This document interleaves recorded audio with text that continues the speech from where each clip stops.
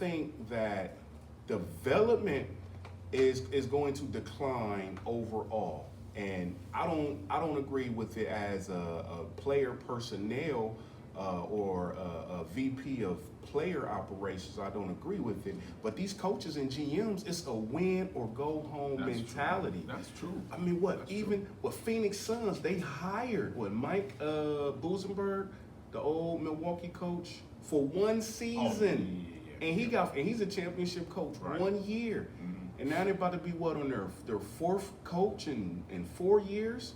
So they going through coaches. So it's tough. Coaches is like, hey, if you give me my best chance to win, I'm going with you because next week not promised. The following week after that is not promised. They just fired. What was the coach?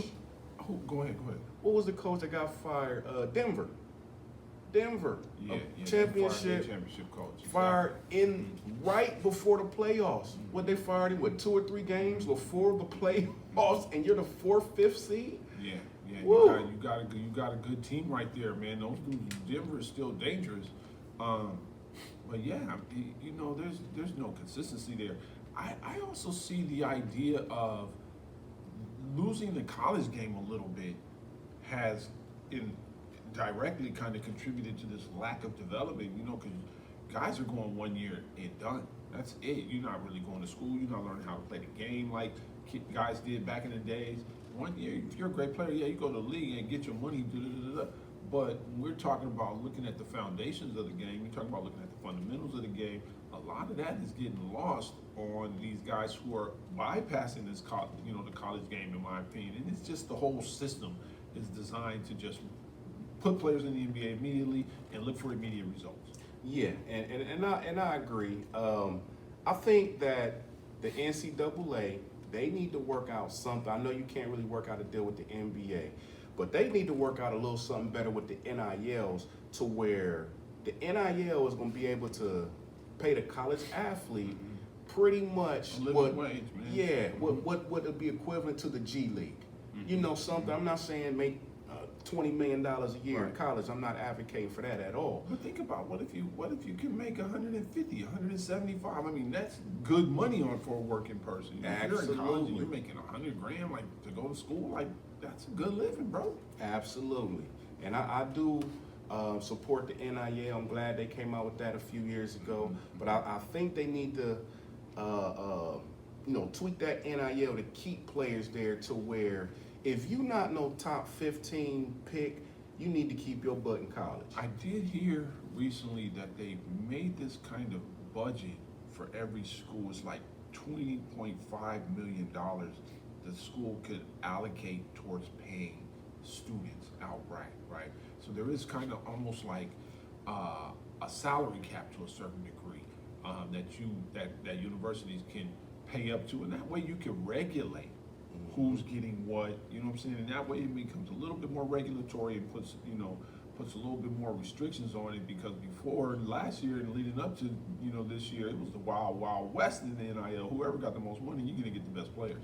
Yeah, and that's another argument, and we gonna talk about that as season the NCAA season come back. I love football.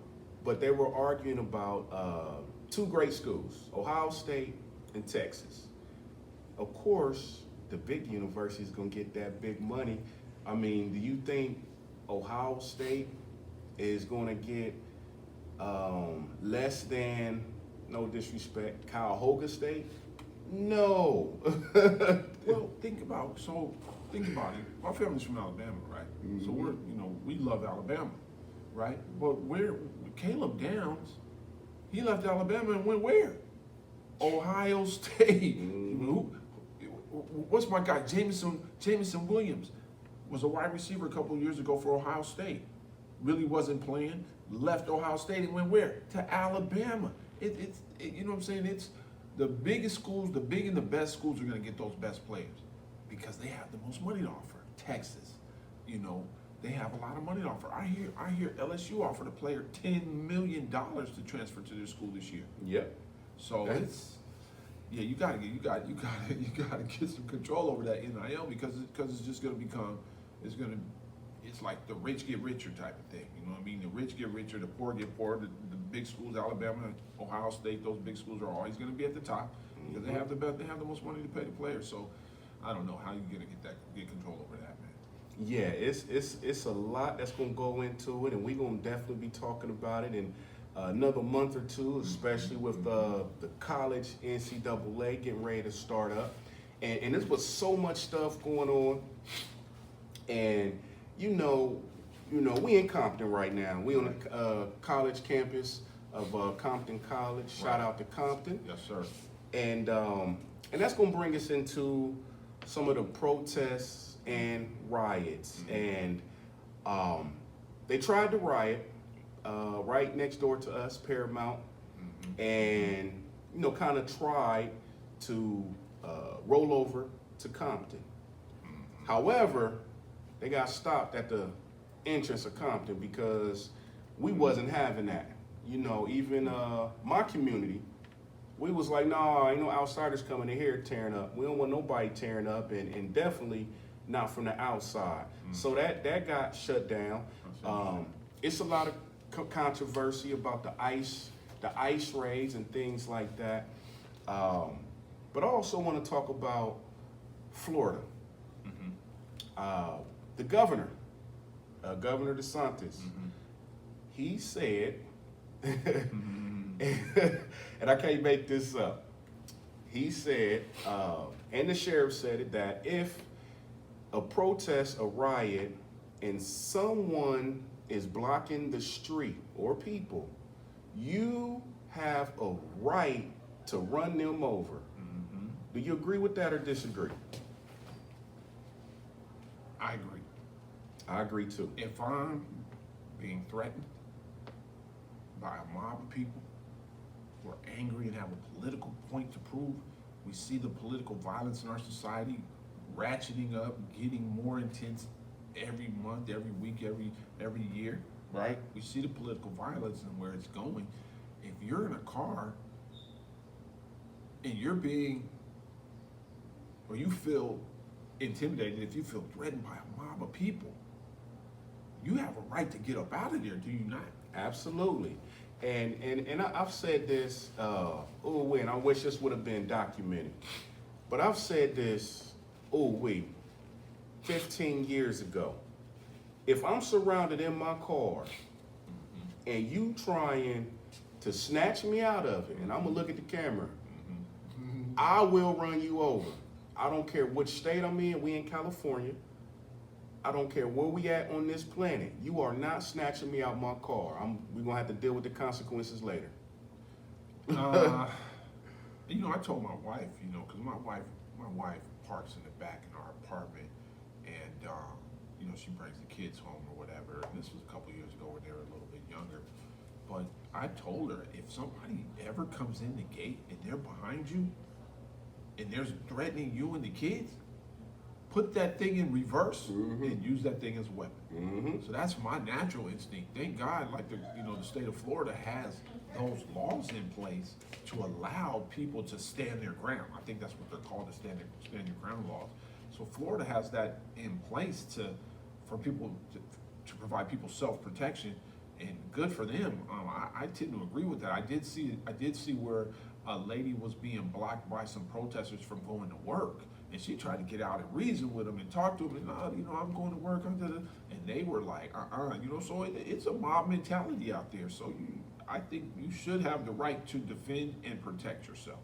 Absolutely, I'm for it. Also, the sheriff came out, sheriffs in Florida, they came out and said, if you pick up a brick, a mocktail bomb, point a weapon at a police officer, they will shoot you dead. Agree or disagree? I gotta agree, man. I gotta agree. But it's tough, man. Police officers, they're human too. Yeah, they're human too, and they go home to their families just like we go home to ours. They want to make it home at night. You feel me? But we've seen police violence. So we've seen police justify unjustifiable violence. So it's hard for me to agree right now and just say, oh, I agree, yeah. But I understand where they're coming from. Let me say that. You know Absolutely. what I'm saying? Because you see the George Floyd riots, those things were intense. Yeah. You know what I'm saying? So if you're a police officer, there was riots in Seattle, Oregon, violent riots. It seems like the riots are organized, right? If you're a police officer and you're on the other end of that, you should be able to stand your ground as well. I think the force should be equal and opposite. So if you're coming forward with something that's going to injure, hurt, harm, or even kill a police officer, that man or woman should have the right to be able to exert equal and opposite force. Absolutely. And with that being said, and I agree with that about 75%. And I'm gonna tell you why. We can't allow crooked police, let me add that. Crooked police, I do believe most police officers try to do the right thing. Most. Just like in any profession, you got some bad ones. So I'm just saying that.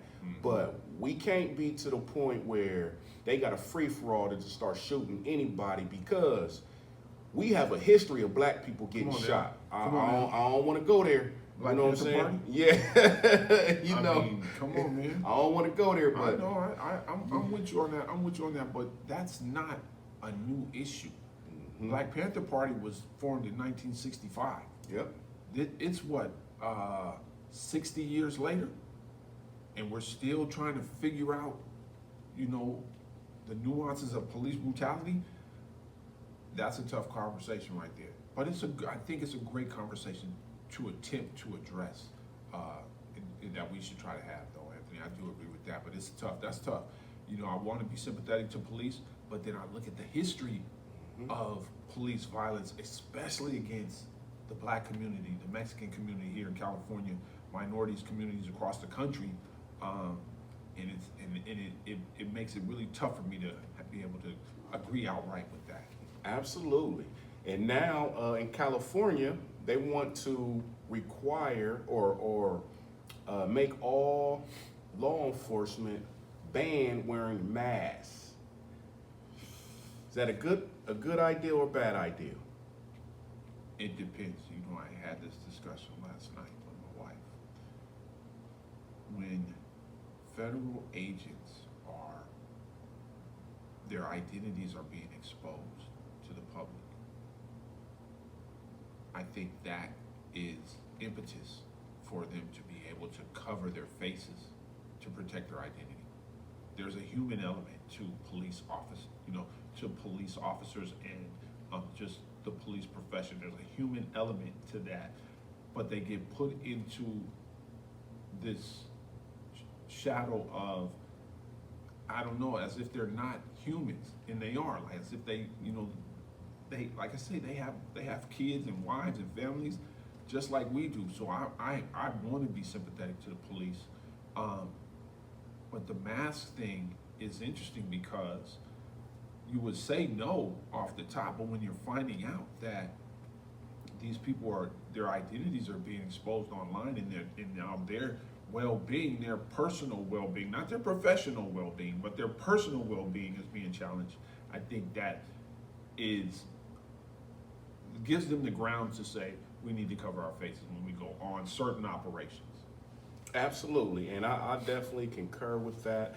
I'm not for just any agent just in a black mask hopping out with no ID, because as we know, that's been going on in the hood for decades. That ain't nothing new.